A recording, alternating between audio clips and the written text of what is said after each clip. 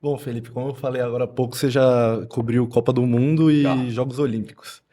Isso é um sonho para qualquer jornalista esportivo, né? Você tem alguma história marcante dessas coberturas para contar pra gente? Cara, a Copa do Mundo 2018 para mim foi o ápice porque foi a primeira viagem internacional que eu fiz a trabalho, né? E para um país que é simplesmente deslumbrante em termos de cultura. A Rússia é um país que, infelizmente, agora com esse problema da guerra, né, tá fechado, mas a gente espera que isso se solucione o mais rápido possível para que a paz volte a reinar naquela região e a Rússia reabra as portas, porque eu convido todo mundo a um dia fazer uma viagem para aquele lugar, porque é um sonho, né? Mas uma história curiosa foi que eu entrevistei de sopetão o Alex Lalas, né? Zagueiro da seleção norte-americana de 94, que curiosamente virou apresentador de televisão da Fox Estados Unidos.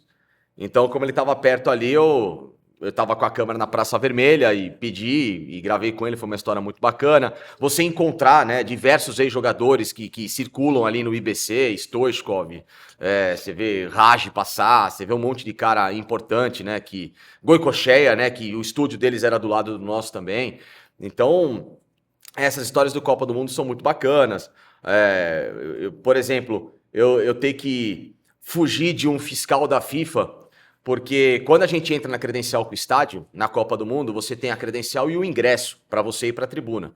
Se você entra só com a credencial, você tem que ir para a sala de imprensa. Isso. Só que eu queria ver um jogo. Uhum. Era Inglaterra e Colômbia. E um baita jogo foi para os pênaltis e tal, então eu subi com a equipe da Fox, a gente ficou, né, ali no meio da torcida tal, meio que ficamos perto do bar e você viu o gramado daqui. Só que aí viu o cara da FIFA para ficar checando as pessoas e a gente tinha que ficar trocando de bar em bar, então a gente viu um jogo em 360, né? Porque eu queria ver o jogo, não tinha espaço na tribuna, mas foi uma experiência super bacana.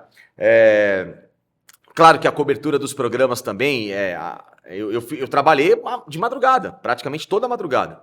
E eu não vi o sol. Eu vi o sol na Rússia durante, acho que, 2 ou 3 dias. Cara, Por quê? Porque durante o verão, o sol se põe quase 11h30 da noite e ele reaparece 3h30 da manhã.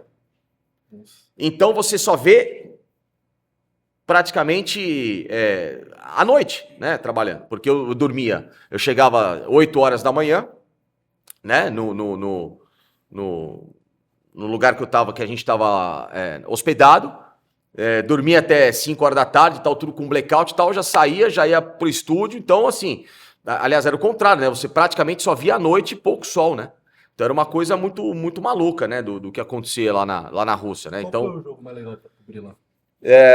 eu cobri esse jogo de Inglaterra e Colômbia, foi muito bacana, né? Porque eu fiz uma cobertura depois fora do estádio. Mas eu fiquei muito preso no estúdio. Eu fiz treinos, né? O treino da Croácia, a véspera da final da Copa do Mundo, da própria seleção francesa também, porque tinham várias equipes espalhadas, né? Então o meu suporte para a Copa do Mundo foi para equipe de comentaristas. Então eu praticamente vi a Copa dentro, por isso que eu falei que eu acordava e dormia de dia, né? Na verdade eu falei do sol, era o contrário, né?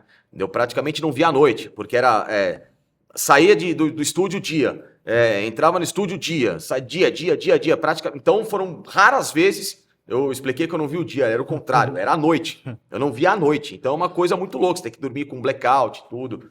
Mas é uma cobertura fantástica, né? Sem contar outras Copas do Mundo, a Copa aqui do Brasil também. É sempre muito bacana você trabalhar de acordo. E eu sempre gosto de cobrir outras seleções que não seja o Brasil, porque a cobertura do Brasil é muito maçante e ao mesmo tempo é muita gente, é muito pouco acesso. E lógico que tem um peso de experiência, mas você tá em outras seleções, às vezes te dá uma visibilidade diferente.